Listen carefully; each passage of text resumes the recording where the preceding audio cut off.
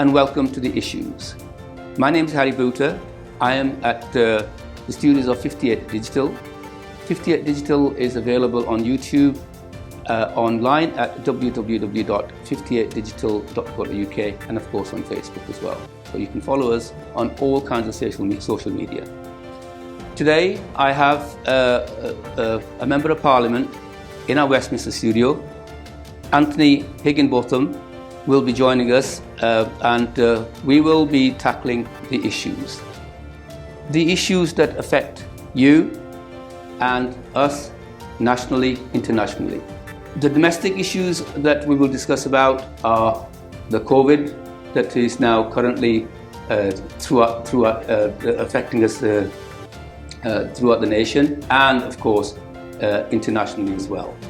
It's brought the world to its knees, and we will ask our guest what his opinions are on COVID, on the international issues, for example, the Kashmir issues that is a kind of a hot topic for us nowadays. Antony was elected as a Member of Parliament in December 2019, and he has broken the record of over 110 years. Since 1910, Conservatives have not taken Burnley as a parliamentary seat. And Antony has broken that duck, and we congratulate him. Antony was born in 1989, and he studied British politics at Hull University. And since then, he's been a banker as well. He's been in financial institutions. So we'll be questioning him on financial problems that are going to affect us post-COVID as well. So hopefully he will answer all these questions for us and give us a positive outlook. Let me welcome Antony. Antony, we have not taken Burnley since 1910. What is it? What do you think that swung it your way this time? Well, thanks very much for having me. I mean, 2019 was a transformational election. It changed British politics, probably in the greatest degree in any amount of time. I think the thing that really swung it for me in Burnley wasn't just Brexit, wasn't just Jeremy Corbyn, who led the Labour Party so disastrously. For me, it was the real change that the people of Burnley wanted. What they wanted was someone who was willing to be more engaging, more out there, speaking to them about the issues that they care about and that I care about, and just someone who was willing to be a bit more out there, willing to communicate all the time, not waiting for an election every 4 or 5 years before going back to them to say, will you vote for me again? But actually, it's that week in, week out. My job is to represent Burnley in Parliament and to make sure that I am their voice. And then when I come back up to Burnley every single weekend, to understand what the issues are. So I think that's what did it. It was that ability to say, I will be someone different. It was a real vote for change. Well, how do you think the current COVID-19 situation that's now predominantly in everybody's lives, and the fact that you're sitting in Westminster, I'm sitting here in Burnley, is because of our COVID situation. The COVID is disuniting people. It's separating people. But I hear that it's also brought in new dynamics within our communities as well. And how are things sort of affecting your locally in Burnley as far as COVID is concerned? Yeah, it's a really good question. I mean, COVID has been so disruptive to our lives, locally, nationally, and as you said earlier, internationally as well. But I think what it has allowed us to do is to find new ways of keeping in touch with each other, using some of those digital tools like Zoom or Teams that have allowed us to have virtual conversations, sometimes with people that, we're only able to see physically once a year. Well, now, because of new technology, we've been able to see them, albeit not physically, but virtually, multiple times a year, really connecting. And it's about finding those ways that allow us to have those conversations and speak to each other, because in the early days of COVID, when the country was locked down and we were being asked to stay in our homes for such a long period of time, that's when it was so important that we found ourselves, found our community. And actually what I found in Burnley was the community really came together. That wasn't just virtual, but that was physical as well. That was food banks, gathering food, distributing to people who really needed it, be they shielding people, people living on their own, people with childcare issues. It's there's no silver lining to COVID, but what it has shown is that we are a really strong community when we work together. Thank you for that, and I'm sure that the work that's been started and the diversification and the ways of working that COVID has now highlighted throughout, it will continue to kind of flourish after post-COVID-19 as well. The question, I was looking at your website, I was doing a bit of research as to who, what, and where you are. And during that, I noticed this thing about the Kickstart. There's a local Kickstart scheme. The government has, this week, began this new Kickstart. And you've asked businesses, local businesses in Burnley and Padiham to sign up for it. What are they signing up for? And what is it all about? Can you please give our viewers some insight as to what Kickstart is? Yeah, absolutely. So businesses have been through a really tough time locally and nationally. Many of them have seen their income drop. But the people who often pay the greatest price in any kind of downturn is young people. It's those people who are starting out in the world of work for the very first time. So what the Kickstart scheme is there to do is to make sure those 16 to 24-year-olds who are about to embark on their future career aren't the people who are left behind. I spoke on the election campaign about levelling up and bringing people together, and that's what this scheme is for. So through the scheme, any business that signs up will be able to claim from government the national minimum wage for that 16 to 24-year-old for up to 25 hours a week for 6 months. So that means that young person is getting the skills, is being able to immerse themselves in a world of work, get the skills that we all had the opportunity to get when we entered the world of work, but doing it in a way that those businesses that are just getting back on their feet is willing to do. What we can't ask businesses to do at the minute is shoulder that greater financial burden. So this is about the government stepping in to say, we want to make sure that young people don't suffer the consequences of COVID, and we'll help them get on that working ladder as they do it. And how much money has been sort of earmarked for this scheme? So there's no cap to it, right? This is about making sure that all young people in that 16 to 24-year-old bracket who are at risk of unemployment, and that's the key thing, right? There are hundreds of thousands of young people out there who could, if we don't put in place schemes like this, find themselves on long-term unemployment with all the problems that brings for them, from mental health to not being able to get on the property ladder. So this scheme is about saying, if you are one of those young people, we're not going to cap it and say, we're only willing to support so many young people. This is if you're one of those young people, we're here to help you. That's what this government is focused on doing. Okay, good. Can I just ask you a personal question? Of course you can. Are you a Brexiteer? I am indeed. Good. I was elected on a clear promise to the people of Burnley that when they voted to leave the EU in 2016, I would deliver on it, because frankly, that's what we should have delivered on back when people asked us to do it in the first place. So your winning has nothing to do with Brexit then? Brexit has been a big part of it, but it's not the only part. People in Burnley want us to leave the EU, and I am committed to doing it. But it's about so much more than that. It's about the things we spoke about, levelling up, making sure that we give equality of opportunity to people across Burnley, whatever their background, whatever their parents did for a living, it doesn't matter. My job is to make sure that every single young person, every single family can achieve the best for them. Well, we will see, but right now we've got problems. We've got huge problems as far as the European Union is concerned.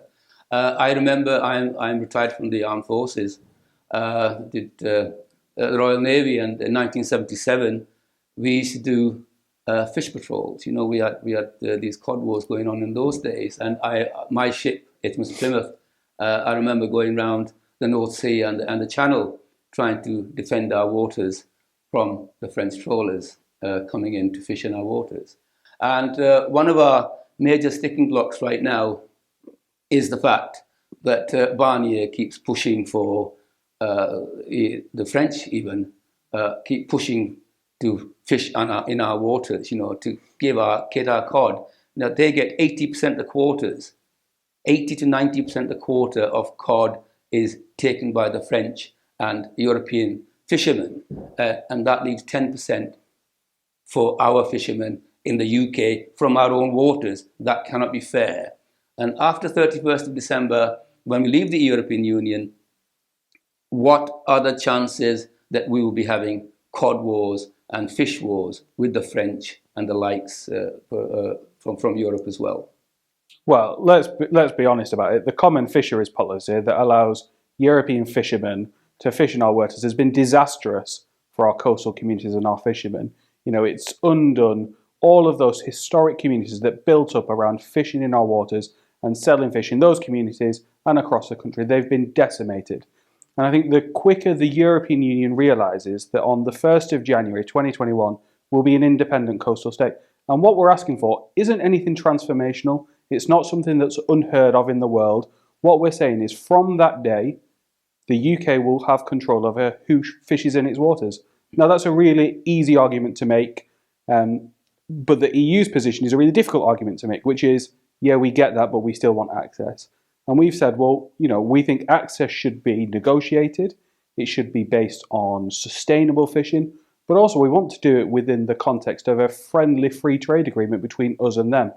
And as you've said, negotiations are tough at the minute. The two sides are pretty far apart on some key issues. And that, I'm afraid, fundamentally is because the EU is not yet willing to accept that we're an independent country.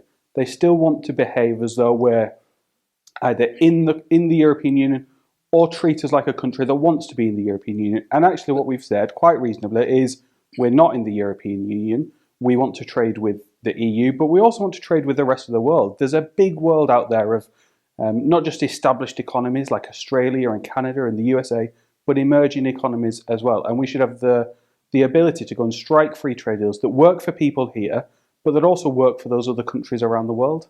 But you've just mentioned Canada, and specifically Michael Barnier, he said yesterday or the day before that if Britain thinks that they can have a free deal like Canada, then they are, living in cuckoo land because the proximity. He used the word proximity, and I was surprised to hear what's proximity got to do with it. Britain will be an independent country like any other country, like Canada. It doesn't matter what distances are. It's the sovereignty of a nation that matters. So we're having problems with trade deals because the proximity.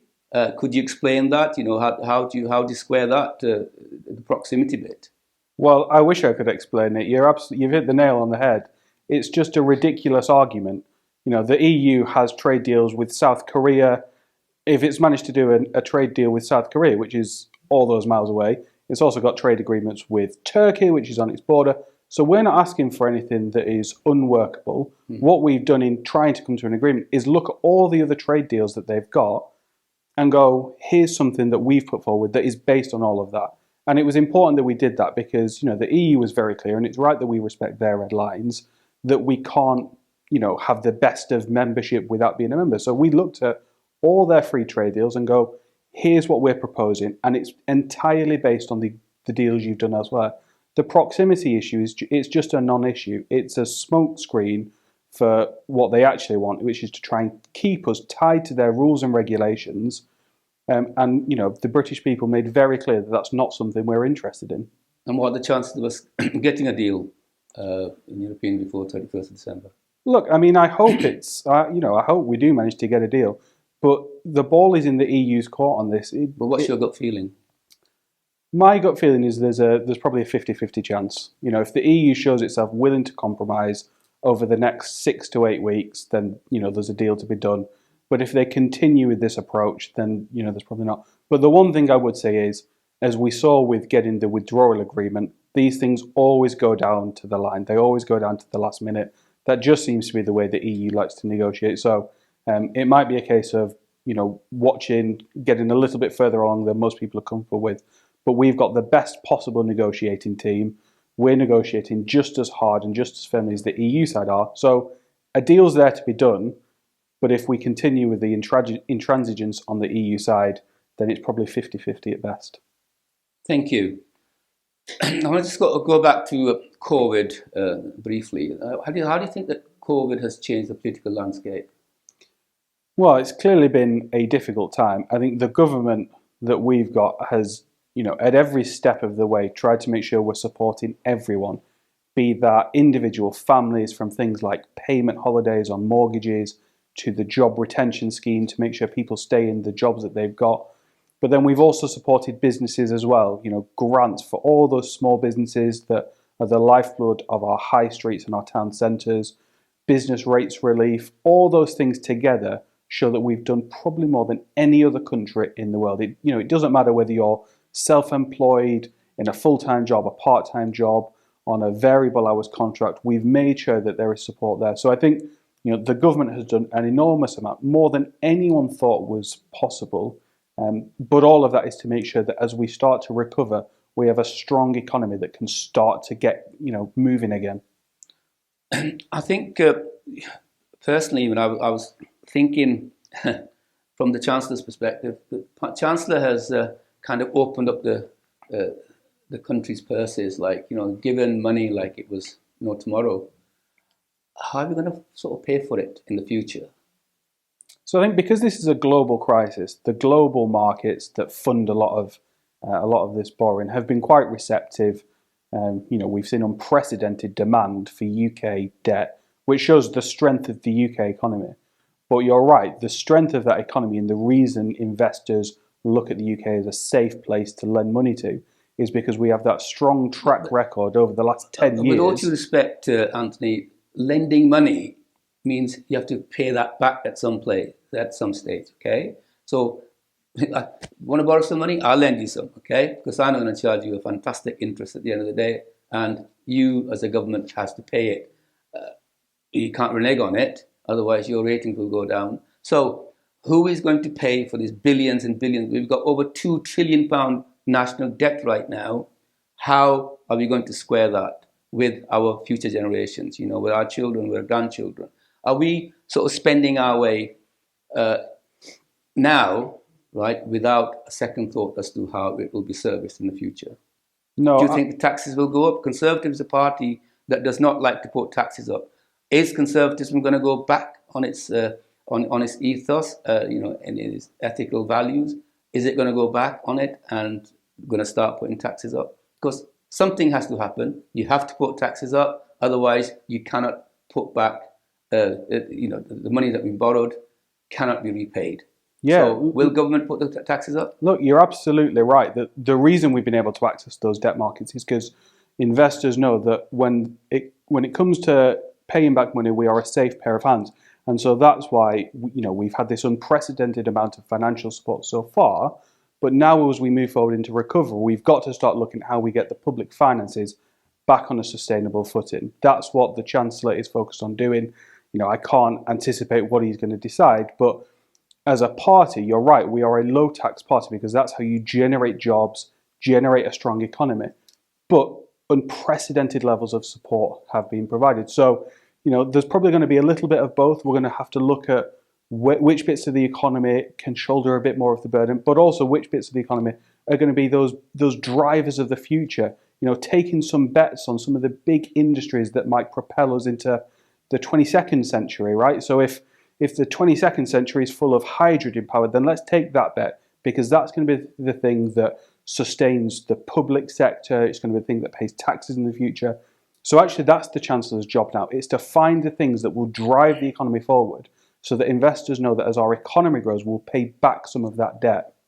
Do you think that we could have had a little bit of a less impact on our economy had the government taken a decisive decision as to when they started to take COVID seriously? Do you think that the government left it too late before it took a decisive action? Or do you think when in December in 2019 it was brought to the general world's attention that an incident has taken place in Wuhan, in China, that we should have then acted then and not wait till 26th or 25th of March to eventually start to realize that, yes, we're going to get affected by it. We wasted, do you think we wasted valuable 2-3 months when we could have done a lot more to protect the public and not have had to spend all these billions of pounds on trying to resurrect things, save things afterwards. I think as soon as we knew the scale of the crisis, and let's not forget that, early on in this crisis there was, there was attempts to try and suppress what was going on. It wasn't initially clear what the scale of the virus was, how infectious it was, how dangerous it was, and as those facts began to emerge, the government really got a grip on this very, very quickly. So I don't think I would say the government tackled this slowly, tackled it wrongly. I think as soon as we knew the scale of the problem, and let's not forget, the United Kingdom has never, ever been locked down in the way it was in March. That was an unprecedented action undertaken by government, and it is not something that I think any government should undertake lightly. To really restrict the freedom and liberties of citizens in the way that we had to do, which was all about protecting public health. If that decision had been taken really early on as a preventative, or we're not quite sure what's going on, I certainly wouldn't have supported it. But more importantly, I don't think people in Burnley or the rest of the country would have supported it, because there'd have been no scientific basis for it. But as soon as the science said, actually, we think we need to really limit social interaction for a period of time, that's the action the government has taken. And since that point, what we've been doing is looking at the data to go, well, which parts can we unlock as early as possible to make sure people can see friends and family, but businesses can start to open. Because as you said, we need to start paying back some of this debt that we've had to borrow. And the only way we can do that is by getting businesses working again. Just sticking on this issue for one more questions with you, right? Hope you can bear with me because it's very important. The schools have gone back this week in England, especially, I think. Do you think this will impact the increase in the reinfection rate in the region? And what measures has the government put in place to tackle an increase in the cases due to the kids going back to school? And I think in the media this week there has been cases where kids have gone back to school, and there has been cases that are suddenly erupting with COVID. And what actions have people been taking, and what implements have been put in place by the government to prevent this R number rising with the kids going back to school? Yeah, so it's incredibly important that we get kids back to school. That was, that is a total red line for me. It's a red line for the government. And actually, I think it's a red line for parents whose children have gone so long without a proper, formal, structured education, which is a thing that impacts life chances more than any other thing. So, it was absolutely vital that this September schools went back, because if we hadn't done that, things go on for a really long time. Kids have already missed out on been out of school for 6 months. That's a lot of teaching that we're trying to catch up. So it was really important we went back. But you do raise an important question about how we make sure that's done in a safe way. So over the last couple of months, the Department for Education has published an enormous amount of guidance that head teachers have gone through heroically to make sure their school buildings are secure, safe, but also places where children are still learning and thriving as they do it. In terms of making sure that any outbreaks are contained, this is not going to be a zero game where we don't find the odd case here and there in a school. But what we've got now that we didn't have back in March is a really strong testing regime. So that means if one case does happen in a school, very quickly we can isolate it, not just to that school, but to a year group, to a person, and make sure that that child goes away, self-isolates, and the rest of the school can continue to operate. That's the important thing, making sure that schools can continue to be a safe place for children to study. And finally, on this subject, there's a lot of speculation about a second wave of COVID-19. Do you think that the nation is prepared to tackle a second wave? Do you think the Chancellor is going to open up the purse again for another few £billion to help? Can we afford it? So I don't think that will become a necessity, because with the testing regime we've got, matched with NHS Test and Trace, what that means is if there is a spike in a particular area, we can really hone in on it. We don't have to have the national scale of measures that we had back in March, but we can isolate and go, here's where the issue is, let's deal with it locally. And that is really tough for local people, and we've had experiences of that in Burnley. But whilst it's tough, it is effective. But you can't confuse that with a second wave. That's not a second wave, is it? Second wave would be on the level that when we first started in April, in March, I should say. That's the kind of level of infection, reinfection that takes place. That's what we call second wave, not pockets like that you're trying to explain here. It's not regionalized anymore. It's going to be national once again. That's what I understand by second wave. If you can explain it to our viewers as to what you think what second wave would mean to them. So I agree, that's often how second wave is interpreted. But because the testing regime is as it was, and back in March, we didn't have the capacity to do any tests, and now we can do more than 300,000 every single day. So what that means is that broad spread across the country shouldn't happen, because what we can do is find where it's starting to spread, and as soon as we found it, we isolate it and contain it. So once we've done that, that stops this national spread, which would, to use your term, create a second wave. There shouldn't be a wave, there should be local outbreaks. That's what the testing regime's there for. That's what NHS Test and Trace has been set up to do. Thank you very much. I think we're going to take a break now, and then we'll be back right back.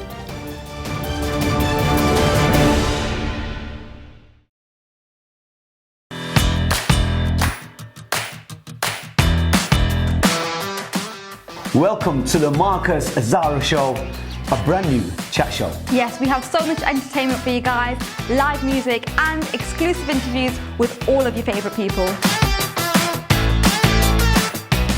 And these artists are going to be from all over the place. The artists are... Zara? The artists? You was meant to book the artists. You mean you've not booked the artists? No, that was Zara. your responsibility. I wasn't. Anyways, guys, just make sure you tune in. Just don't tune out.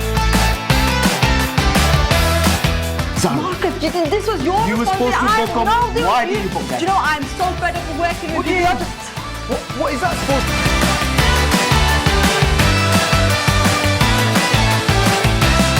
just make sure you tune in. Marcus!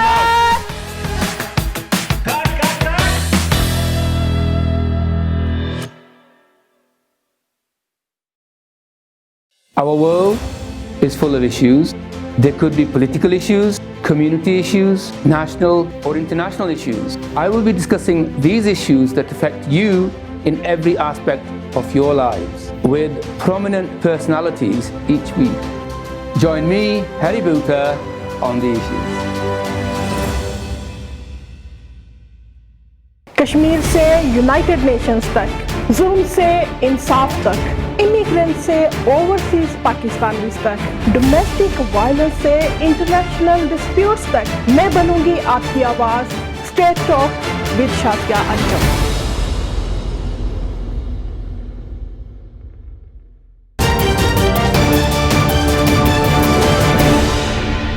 Welcome back to the issues. You are here with Harry Boota on 58 Digital with my special guest, Antony Higginbotham. We've been looking at the issues that are concerning at the local level and national level, and now I'd like to grill our guest on the international issues. And it would not be fair on our viewers, majority of whom are Kashmiris background, not to tackle the current situations that are affecting our brothers and sisters in the Kashmir regions. Antony, we the British pride ourselves and pat ourselves on the back as the champions of human rights and democracy around the globe. Antony, can I ask you a very bold question? What has the government done, this government, what has it done to help the Kashmiris in the Indian-occupied, especially in the India-occupied Kashmir region, who are undergoing huge and heartbreaking human rights violations on a daily basis with girls, mothers, children, rape, pillage, all sorts of violence. If this was happening to one person, even one person in Burnley, you'll be up in arms. It is happening to dozens and dozens of people every single day, Antony. Could I ask you why, as the champions of human rights throughout the world, why do we not even see what's happening in Kashmir? Why do we have myopia? Why do we have this blindness, a blind spot towards the Kashmiris?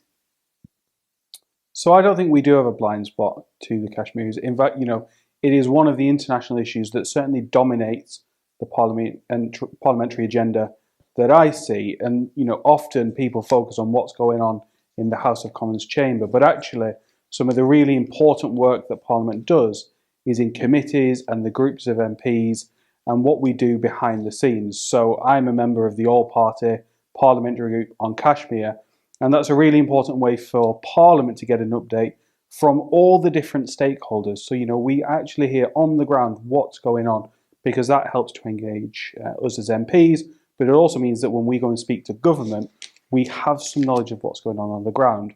And I think, the government's job is to make sure we are that voice for respect for human rights, for decency, standing up for the values that we care about, and making clear to the countries involved, particularly India, what our views are and how we think they need to go and address the awful human rights abuses that are currently taking place.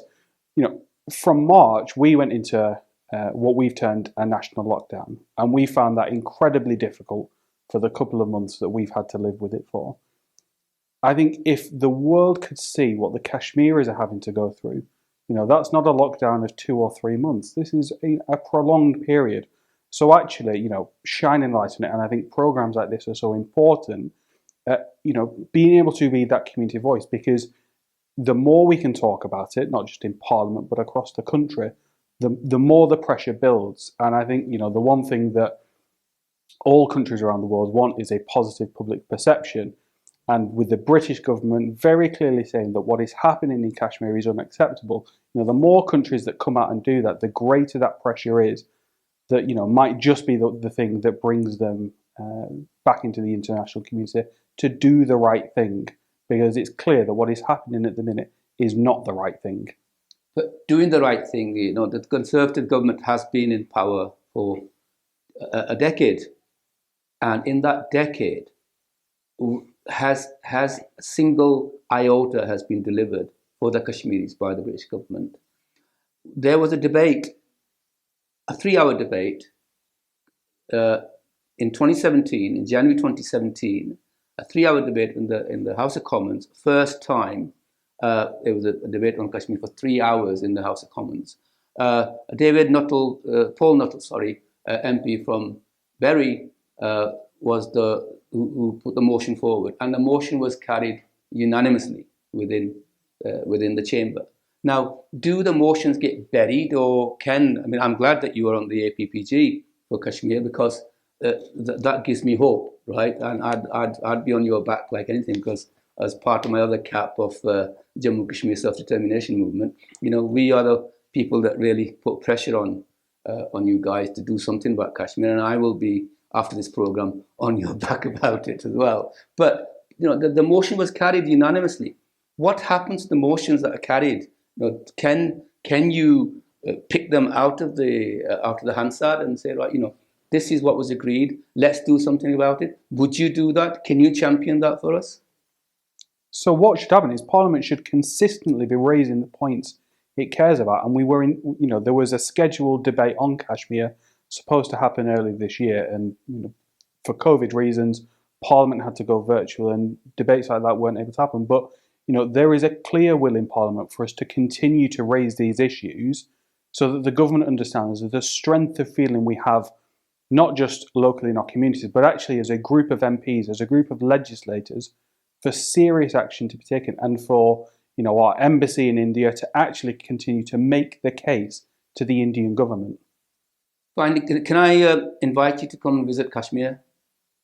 I would absolutely be delighted to. It was something I wanted to do over this summer. Again, not possible because of COVID, but as soon as we can get back to international travel, I absolutely want to visit Kashmir, because I think the best way we've got of actually understanding an issue is to see it on the ground. And rest assured, from all the conversations I've had with my colleagues, both in the APPG, but also within the Conservative Party, we're all very keen to continue to make the case to government to work with the Kashmiri communities we've got locally and nationally to make sure we are pushing the right thing.